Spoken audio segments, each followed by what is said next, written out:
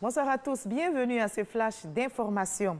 Nous sommes le dimanche 26 janvier, une journée dédiée aux malades de la lèpre. L'OMS attire notre attention sur la nécessité d'insertion socio-professionnelle des malades et anciens malades de la lèpre. En Côte d'Ivoire, le gouvernement nous invite à la solidarité envers ces personnes. Ce dimanche 26 janvier, donc, jour de célébration officielle, les populations ont été sensibilisées à Tia-Salé en vue de vaincre cette maladie qui continue malheureusement de sévir. Près de 600 nouveaux cas sont dépistés par an selon le ministère de la Santé et de l'Hygiène publique. Des actions sont donc menées pour l'éradication définitive de la lèpre. La culture ivoirienne est à l'honneur en Espagne. Le pays participe à la Foire internationale du tourisme de Madrid et la délégation ivoirienne conduite par le ministre Siandou Fofana multiplie les rencontres. Elle a pris part en marge de cette foire à la 11e édition du Forum touristique sur les investissements et les opportunités d'affaires en Afrique. Et bonne moisson pour la Côte d'Ivoire qui va abriter en février prochain le premier Forum mondial sur l'investissement touristique. Cher Koné, envoyé spécial à Madrid. Dégustation du chocolat de Côte d'Ivoire et des spiritueux locaux, chants et danse sur la musique locale, une animation assurée par un Zik Joker pour la circonstance. La culture ivoirienne dans toute sa diversité était à l'honneur sur le stand de la Côte d'Ivoire. C'est une forte affluence. Les visiteurs ils sont friands de découvrir le chocolat ivoirien, le chocolat made in Côte d'Ivoire et surtout de savoir que ce chocolat est fait à base de produits venant de la Côte d'Ivoire. Des centaines de visiteurs ont pris d'assaut le stand de la Côte d'Ivoire pour découvrir les potentialités culturelles et culinaires du pays. Les chocolats ivoiriens, c'est très bon. Ma famille opine, c'est très bon.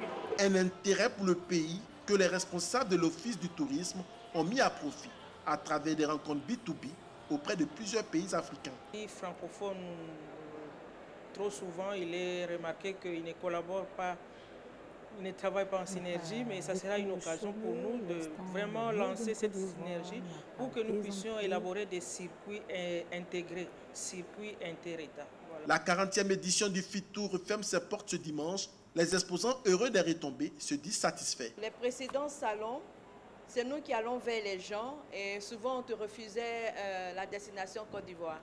Aujourd'hui, c'est les gens qui viennent vers nous, qui cherchent notre destination, notre beau pays pour découvrir. Un très bon bilan cette année. Une fois encore, grâce à Investour, les pays africains ont pu rencontrer des investisseurs, parler de leurs problématiques, mettre en avant les besoins de financement. En ce qui nous concerne, nous avons pu, une fois encore, les aider, mettre en avant tous leurs atouts, faire de telle manière à ce qu'ils rencontrent les bonnes personnes en B2B et qu'ils puissent programmer des investissements dans leur développement, je dirais, touristique. L'innovation de cette 40e édition du FIT Tour reste le pavillon spécial accordé à la quarantaine de pays provenant d'Afrique. C'est dire que désormais le tourisme africain a pris toute sa place dans le tourisme mondial. Et la Côte d'Ivoire reste donc une destination privilégiée. Il faut rester tout de même vigilant, prudent sur nos routes pour éviter les accidents. Malheureusement, hier samedi 25 janvier, 18 personnes ont perdu la vie dans un accident de la circulation sur l'autoroute à 107 km d'Abidjan. On déplore également 33 blessés. Le ministre des Transports, Amadou Koné, informé, est allé s'enquérir de l'état de tous les blessés et présenter la compassion du gouvernement aux victimes ainsi qu'aux familles endeuillées. Au moins 18 personnes ont aussi perdu la vie. Ce sont des gendarmes. Ils ont été tués ce dimanche dans le centre du Mali, stationnés dans un camp militaire à 85 km de la frontière avec la Mauritanie. Ils ont été pris pour cible par des hommes armés. Les assaillants se sont enfuis avec plusieurs véhicules militaires après avoir incendié et complètement détruit le camp selon les autorités locales. Le G5 Sahel retrousse ses manches pour venir à bout de ces actions meurtrières des assaillants et autres groupes terroristes dans la région. Mais comment rendre plus opérationnelle cette force dans le cadre de la lutte contre le terrorisme? Une réunion vient justement de se tenir et les différents bataillons pourront intervenir désormais hors de leur zone habituelle d'action. Il en est de même pour le droit de poursuite sur un territoire étranger où les troupes de la force pourront aller jusqu'à 100 km au-delà de la frontière.